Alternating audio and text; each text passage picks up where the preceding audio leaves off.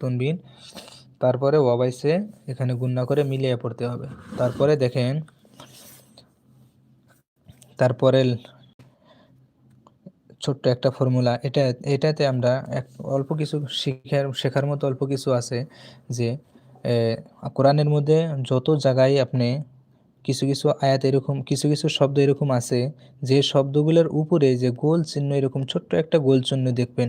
তো ওই গোল চিহ্ন, যে আখরের উপরে, যে আলিফটার উপরে গোল চিহ্নটা থাকবে, বা যে ইয়াটার উপরে গোল চিহ্ন থাকবে, বা যেই ওয়াওটার উপরে গোল চিহ্ন থাকবে, সেই আখরটা কিন্তু পড়া যাবে না। সেই আখরটা পড়া যাবে না এবং তার কোনো মানে উচ্চারণ হবে না।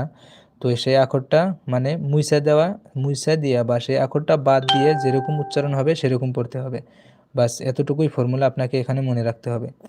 যেরকম এটা কিভাবে পড়বেন দেখেন, আফা ইম মা তা এরকম ভাবে দেওয়া আছে, কিন্তু এরকম ভাবে পড়া যাবে না। পড়বেন কি করে?